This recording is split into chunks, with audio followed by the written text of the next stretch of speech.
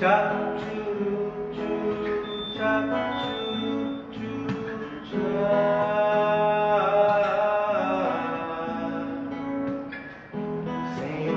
em seu nome, Senhor, em seu nome,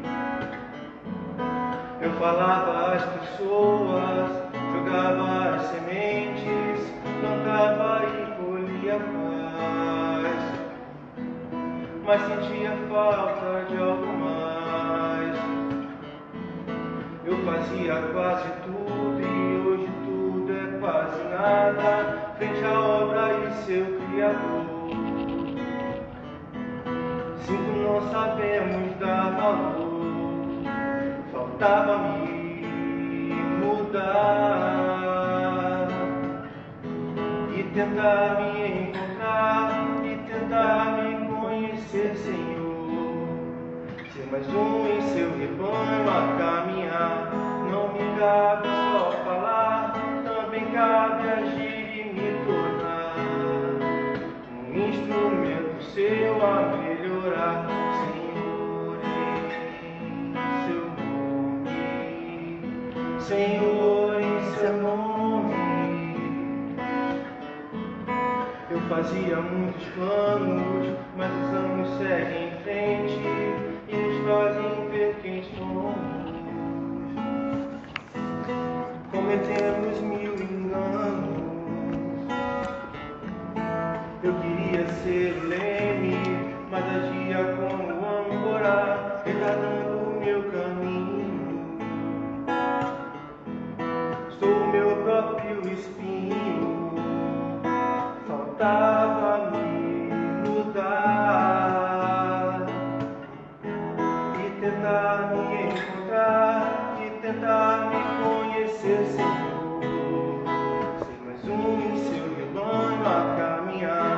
Não me cabe só falar, também cabe agir e me tornar um instrumento seu a melhorar e tentar me encontrar e tentar me conhecer, Senhor.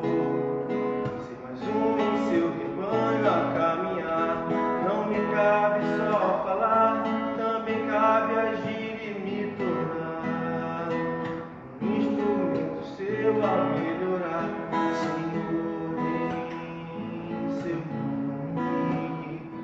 Senhor, em seu nome, Senhor, em seu nome, Senhor, em seu nome, Senhor, em seu nome.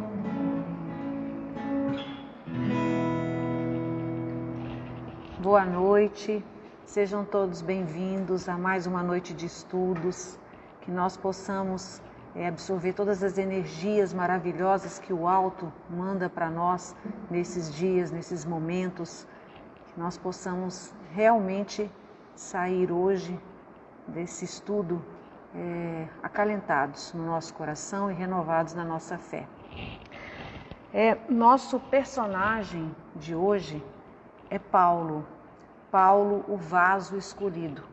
Paulo, talvez dos apóstolos, seja um dos mais estudados, um dos mais conhecidos, um daqueles que mais desperta em nós amorosidade, que mais desperta em nós mudança, que mais nos remete às transformações que Cristo é capaz de fazer em nossas vidas. E falar de Paulo é um desafio muito grande, porque nós podemos falar de Paulo das mais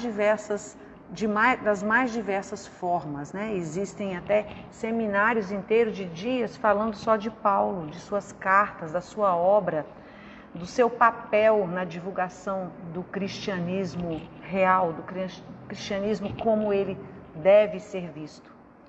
E para nós espíritas, então, nós vemos Paulo como aquele que vem recuperar, assim como a doutrina espírita a recuperação para nós do cristianismo puro, do cristianismo redivivo, nós achamos também, entendemos que Paulo foi o escolhido, por isso chamado o vaso escolhido, escolhido por Jesus para promover essa divulgação do cristianismo na sua simplicidade, mas, sobretudo, na sua origem.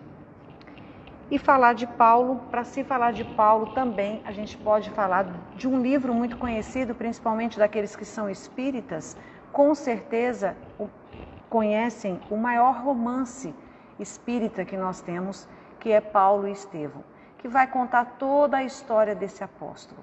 E é muito interessante, e eu gostaria de iniciar falando um pouquinho desse livro para vocês, para aguçar a curiosidade de todos aqueles que ainda não leram o livro. Esse livro existe até audiolivro dele, né, à disposição na internet. Então, todos aqueles que não leram, para que todos vocês possam atentar para essa obra que nós entendemos que depois do Evangelho segundo o Espiritismo, de Kardec, é a maior obra espírita, porque ela vai retratar toda a história do primeiro século do cristianismo. Essa obra foi escrita por Chico Xavier, psicografada por Chico Xavier, sob a orientação do seu mentor Emmanuel. Mas é muito interessante, e o que eu vou falar para vocês agora é um relato do próprio Chico.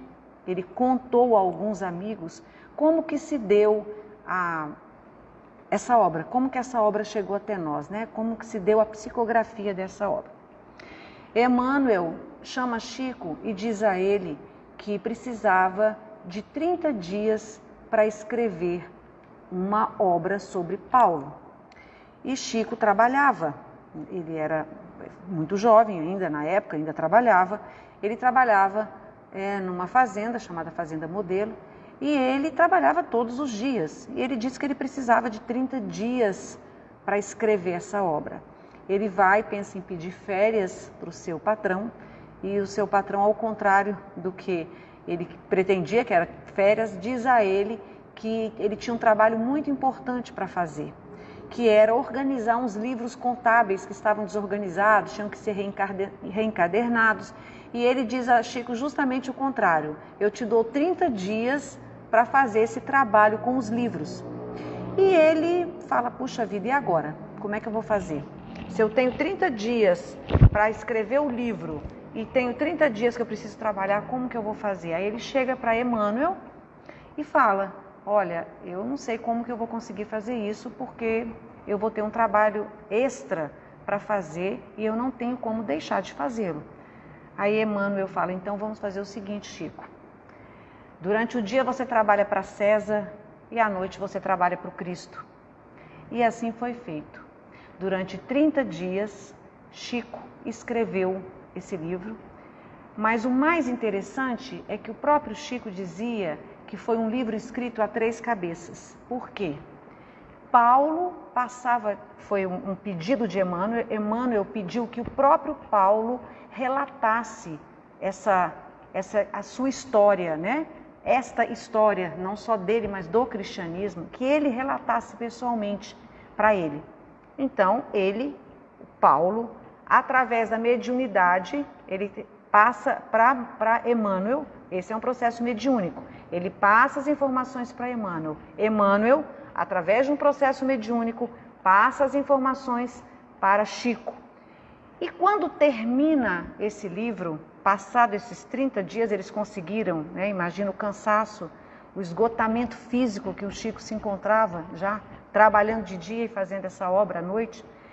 Quando termina, Paulo, quando morre e vai para a espiritualidade, ele é recebido pelo próprio Cristo. E Paulo relata com tanta poesia esse encontro dele com Cristo, que Chico fica tão emocionado, ele vivencia tanto aquilo, porque imagina, Paulo fala diretamente para Emmanuel, Emmanuel fala diretamente para Chico. Então Chico vivencia de tal forma aquela experiência que Paulo passou com Cristo, que ele desmaia, tamanha carga, né, energética que ele recebe daquela informação, e o ver, né, ele viu aquela cena, então ele viu com tanta realidade que ele desmaia. E quando ele acorda, recobra os sentidos, a obra está concluída. Então, essa é uma obra que merece ser lida. E muito mais do que qualquer coisa que eu possa falar hoje, nessa obra vocês vão encontrar toda a história de Paulo e a história do primeiro século do cristianismo. Então vamos lá, agora falar de Paulo. Paulo nasceu em Tarso, por isso chamado Paulo de Tarso. Ele era da cidade de Tarso, que ficava na Cilícia. Essa cidade era um importante centro mercantil da época e ele era judeu. Só que ele tinha cidadania romana, assim como seus pais, porque naquela época os romanos eles conquistavam as localidades e eles pegavam as pessoas mais ricas que faziam parte da burguesia daquele lugar e eles mantinham aquelas pessoas nos seus cargos, dava a eles cidadania romana para eles terem alguns privilégios e assim fazia com que eles ficassem do lado do Estado romano e não incitasse as massas contra o Estado romano. Então ele era judeu, mas ele tinha cidadania romana. E ele estudou desde muito cedo, ele frequentava a sinagoga e ele foi preparado durante toda a sua vida, antes do encontro com Cristo, ele foi preparado para ser um rabino. Ele sabia muito de aritmética, ele falava o grego com fluência, naquela época o grego era como o inglês hoje, ele falava com fluência e ele era um ardoroso defensor de Moisés. Paulo era bastante arrogante e ele era daquelas pessoas que você ou ama ou odeia, porque ele era arrogante, ele era presunçoso, ele jamais, não se tem notícia dele ter se reunido no Sinédrio para defender o povo judeu. Ele realmente não se importava ele se importava com a vida dele, com os estudos dele, com o Deus que ele acreditava e com o seu mentor, que era o Gamaliel. Gamaliel, ele era um discípulo do Gamaliel, ele era um dos professores e teólogos mais famosos entre os judeus. Então Saulo teve uma educação privilegiada e foi também o maior perseguidor dos cristãos que a gente conhece. Ele provocou um verdadeiro êxodo em Jerusalém. Ele iniciou o primeiro movimento de perseguição aos cristãos, que era visto, embora ele tenha sido esse homem que perseguiu incansavelmente os cristãos, ele era visto por Jesus como alguém que poderia falar em seu nome. Ele realmente é preparado para ser um doutor da lei, ele se importava com o povo judeu, ele tem ele tem muitas formalidades, né? A sua religião é bastante formal, é bastante institucional. Então Paulo tinha aquela visão religiosa e até uma visão política, porque ele conhecia o Estado romano, ele conhecia das leis, ele era extremamente culto. Então ele era um homem preparado, né? A gente diz que Jesus vê a semente, vê no futuro a semente que ainda sequer foi plantada, né? Quando Jesus chama-o de o vaso escolhido. E ele fala essas palavras, né? Este é para mim um vaso escolhido. Foram as palavras de Jesus esboçando o papel que estava reservado para Saulo no futuro. Vaso escolhido, para explicar o que significa, e significa um médium, porque o vaso é um receptor capaz de receptar a divindade, a vontade divina. Então é um elo de ligação. Quando se fala o vaso escolhido, ele quer dizer, é um elo, é um médium, que é um elo de ligação entre a terra e o céu, entre o mundo espiritual e o mundo físico. Um vaso, porque o vaso é capaz de receber, né? O vaso recebe as coisas. Então, a gente acredita que Jesus, muito antes de Saulo se tornar Paulo, ele já previa naquela semente um bom fruto, né? Então, um homem perseguidor implacável dos judeus, dos cristãos, ele se torna, na verdade, o maior divulgador da doutrina cristã. Ele tinha um grande poder de persuasão. Todas as pessoas que sabem se expressar bem, que têm cultura, que sabem falar bem, que sabem se expressar bem, que têm conhecimento, o conhecimento é uma grande ferramenta de persuasão. Então, todas as pessoas que detêm conhecimento e têm o poder da oratória, elas conseguem ter um poder muito grande de persuasão. E Paulo era uma dessas pessoas. Ele não só tinha um poder de persuasão muito grande, como ele tinha um vigor nas suas atitudes e ele era audacioso. Ele era muito audacioso, ele era um homem que não temia nada a não ser a Deus, o Deus que ele conhecia, da forma como ele conhecia, o Deus trazido para nós, de acordo com o entendimento de Moisés. Por isso que Jesus vê nele essas características importantes para difundir o cristianismo. Só dele dominar várias línguas, como ele dominava o grego, ele poderia chegar a várias comunidades diferentes através dessa capacidade que ele tinha de falar outra língua. Então, ele sabia se apresentar, ele tinha uma postura, né? Ele tinha uma posição que fazia com que Jesus visse naquela criatura um potencial enorme para expandir o cristianismo na sua forma primitiva. E no livro Paulo e Estevão, a gente vai ver um relato que Saulo, ele tinha uma noiva. Essa noiva se chamava Abigail. E Abigail, ele era uma mulher muito terna, uma mulher muito dócil. E o irmão dela se chamava Estevão. Estevão foi um dos 7 escolhidos para coordenar as igrejas. Ele foi escolhido pelos apóstolos. Então, Estevão era um homem profundamente dedicado ao cristianismo. E Saulo persegue Estevão, sem saber que Estevão era irmão de Abigail. Ele não sabia que eles eram irmãos. Ele era noivo de Abigail e era completamente apaixonado por ela. E passados 8 meses da morte de Estevão, morte essa que Paulo participou, passados 8 meses da morte dele, Abigail adoece. E quando ela adoece, ela chama Paulo e diz para ele que, ao morrer, né, diz para ele que uma alma, ele tinha planejado um futuro com ela, mas ela diz que a vida deles, os lares do mundo não serviam para eles.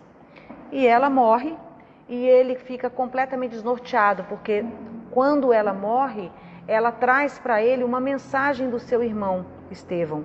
Fala para ele do irmão e fala para ele que ela também era cristã. Então isso abala profundamente Paulo. E ele sai, porque ele havia planejado um futuro com ela, ele amava Abigail. E ele sai completamente desorientado. E aí a gente vai achar essa caminhada dele rumo a Damasco, aonde ocorre a sua conversão, a gente acha que em Atos, e eu acho muito interessante fazer uma leitura dessa situação, desse encontro, porque é aqui que a gente passa a conhecer Saulo. Nesse momento que Paulo deixa de existir e passa a existir um Saulo, que até então era desconhecido. A conversão de Saulo, está aqui quer dizer o contrário, né? Saulo era o nome dele e ele passa a ser Paulo. A conversão de Saulo está em Atos capítulo 9, começa aqui no versículo 1. E Saulo, ainda respirando ameaça e homicídio contra os discípulos do Senhor, aproximando-se do sumo sacerdote, pediu-lhe cartas para as sinagogas de Damasco, a fim de que, caso encontrasse alguns que eram do caminho, tanto homens quanto mulheres, os conduzissem presos para Jerusalém. Ele quer cartas para ir a Damasco e no caminho ele perseguindo os judeus. Ele estava completamente desorientado, né? Ele começa a fazer diversos questionamentos quando ele perde a noiva. Ele começa a fazer vários questionamentos, como ele, um homem de tanta fé, um homem tão temente a Deus, um homem tão religioso, como que ele podia passar por aquele sofrimento, né?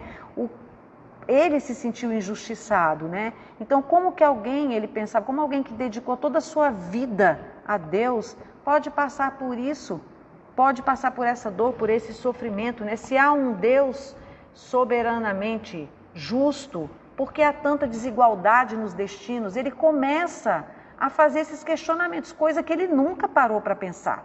Mas a morte de Abigail faz com que ele comece a fazer questionamentos a respeito disso. Afinal, qual é o sentido da vida? Qual é a justiça da vida, né? Então, quando as circunstâncias começaram a contrariar os seus desejos, ele começa a fazer essas indagações. E daí, ele, prosseguindo aqui em Atos, ele, ao prosseguir a jornada, sucedeu que ao aproximar-se de Damasco, repentinamente, uma luz do céu brilhou ao redor dele. E caindo sobre a terra, ouviu uma voz que lhe disse: Saul, Saul, por que me persegues? Que Saulo é Saul, né? Ele disse: Quem é, Senhor? E ele respondeu: Eu sou Jesus, a quem tu persegues. Mas levanta-te, entra na cidade, lá te será dito o que é necessário fazer. Então, ele se depara com essa situação, ele vê essa luz, né? E ele perde a visão. Os varões que caminhavam com ele estavam de pé, emudecidos, ouvindo a voz, mas não vendo ninguém. Eles só ouviram a voz. Saulo levantou-se da terra e, abrindo seus olhos, não via nada. Guiando-o pela mão, o conduziram a Damasco. Esteve 3 dias sem ver, e não comeu e nem bebeu. Olha só. Por que será que ele vive essa experiência? Por que será que Jesus lhe tira a visão por 3 dias? Com certeza, a visão faz com que a gente se distraia, né? A visão nos tira o foco. Quando nós não enxergamos, nós estamos enxergando para dentro. Nós estamos enxergando a nós mesmos. É uma oportunidade de reflexão. Paulo tinha que parar de ver com os olhos físicos para começar a enxergar com os olhos da alma. E foi o que Jesus proporcionou a ele. Fez com que ele ficasse esses 3 dias sem ver, e ele não comeu e nem bebeu nesses 3 dias. Ele fez um jejum, porque tamanho era a emoção daquele encontro, tamanha foi a experiência dele. E dizem que as experiências que são para nós as mais importantes são aquelas que a gente não consegue descrever. Quando a gente passa por uma situação assim, extremamente diferente na nossa vida, uma experiência que nos traz uma transformação de qualquer natureza, a gente não consegue descrever essa experiência, né?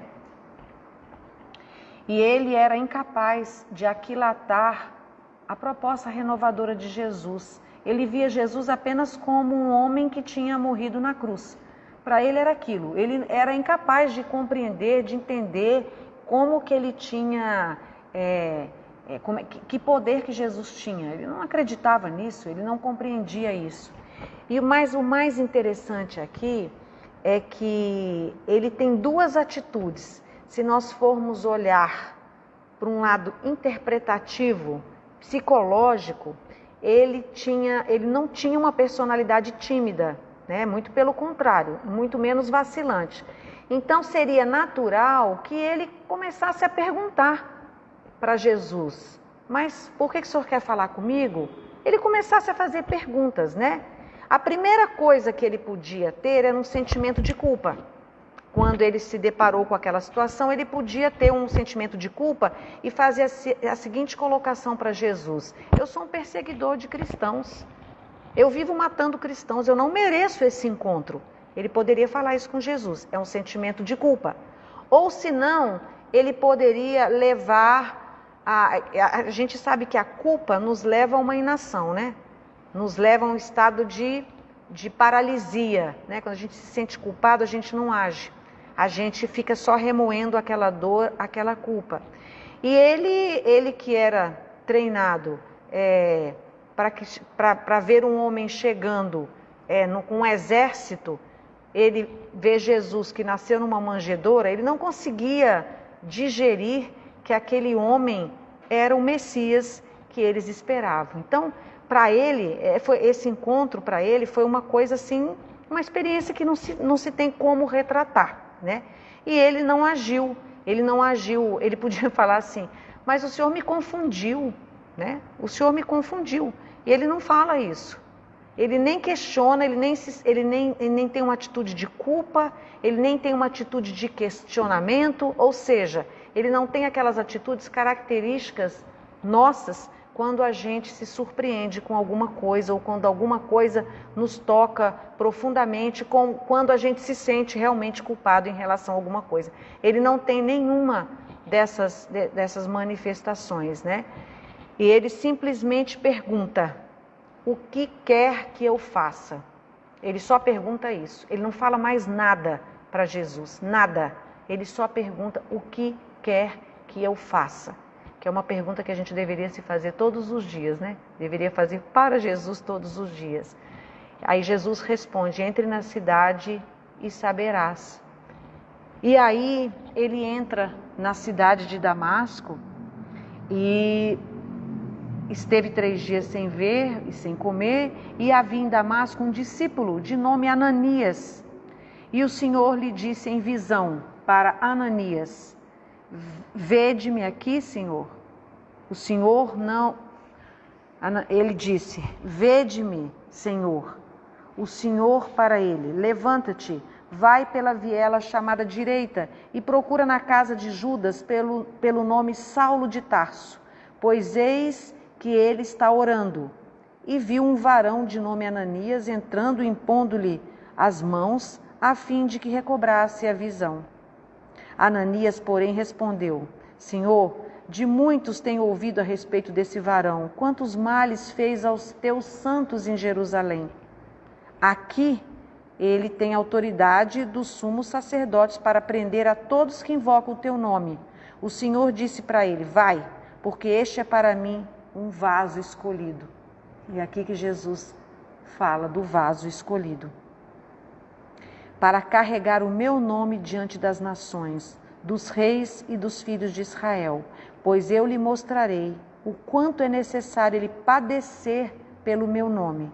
Ananias partiu, entrou na casa e, impondo as mãos sobre ele, disse: Saul, irmão, o Senhor Jesus, que se tornou visível para ti no caminho em que vinhas, me enviou para que recobres a visão. E fiquei cheio do Espírito Santo.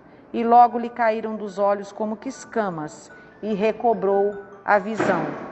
Levantando-se foi mergulhado. Ao tomar alimento, recuperou as forças. Permaneceu com os discípulos que estavam em Damasco por alguns dias. Olha só.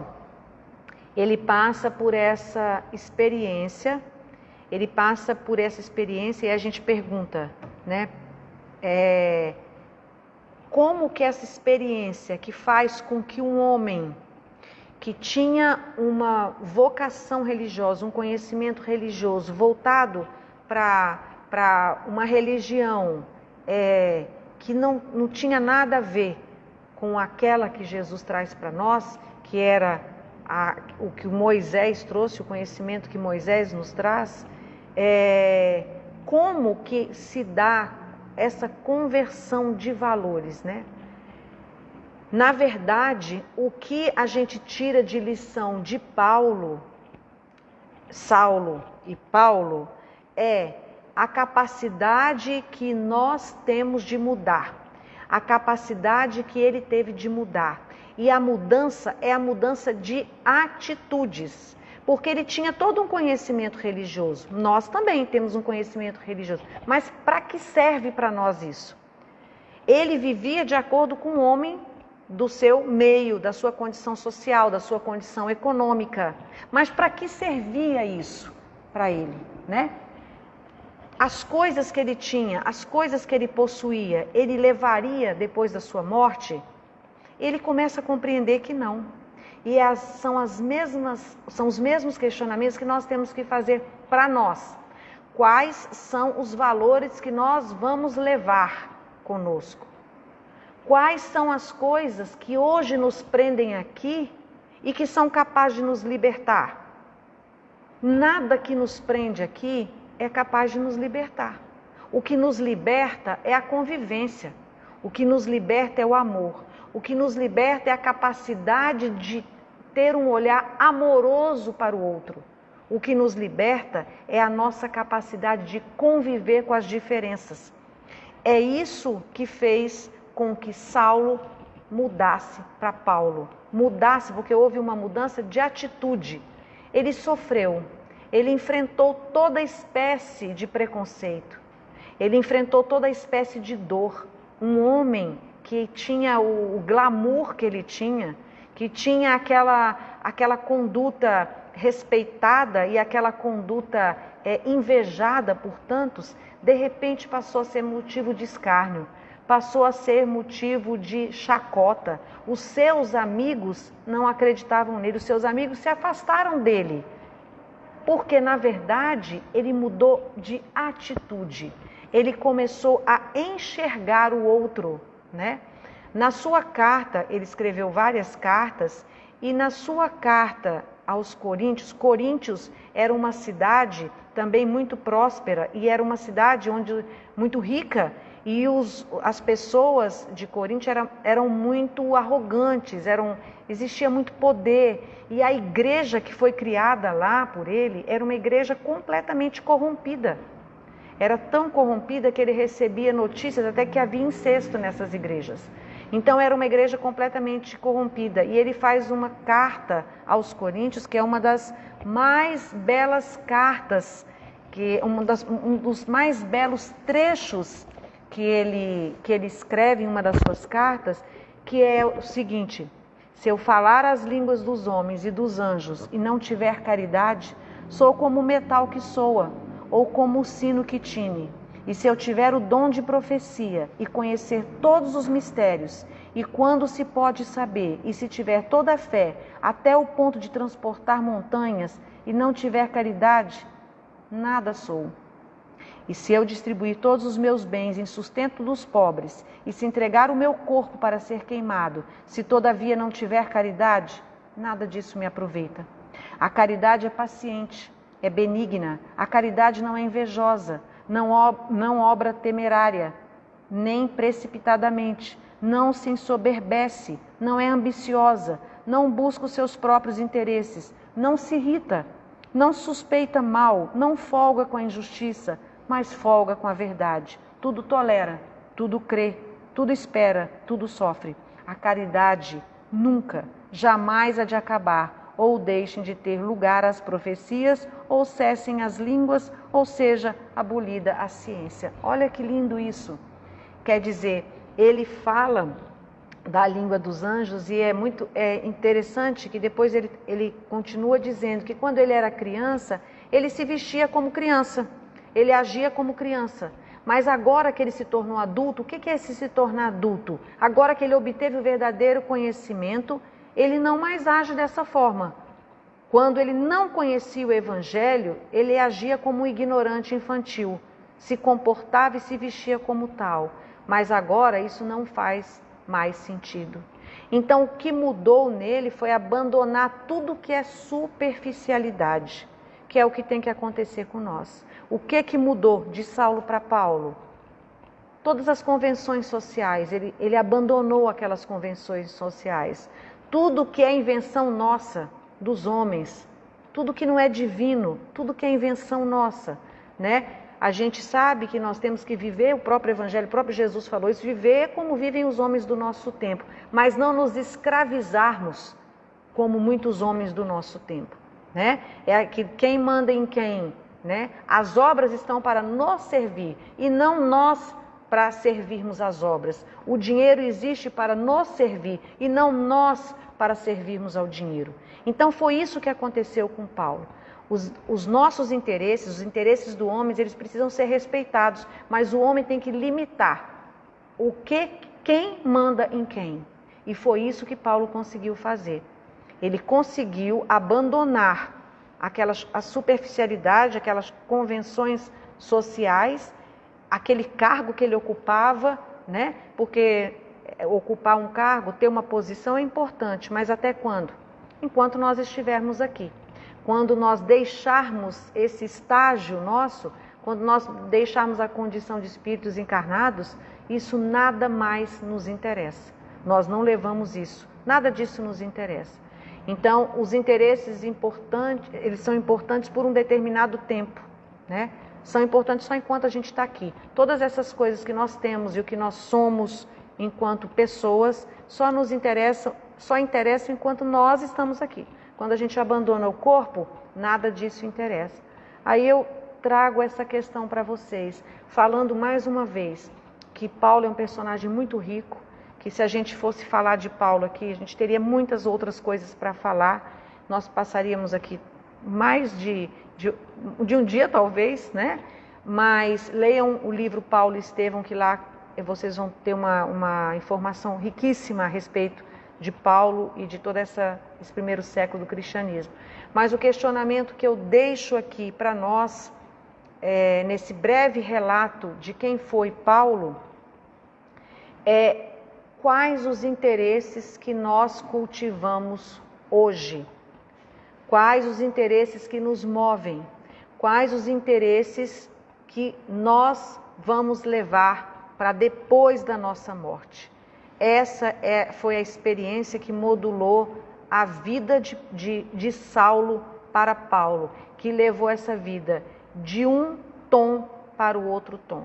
Então, todos os interesses são importantes, mas eles são importantes enquanto nós estamos aqui. Nós precisamos aprender, como Paulo, a viver a espiritualidade e não a materialidade das coisas. E isso é como você vive, como você fala, como se conduz na sua vida.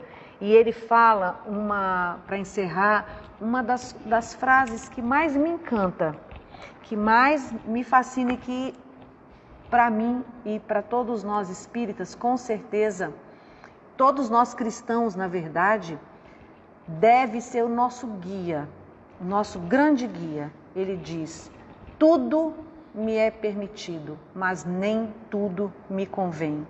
Tudo me é permitido, mas eu não deixarei que nada me domine. Então, meus amigos, tudo nos é lícito, mas o que nos convém?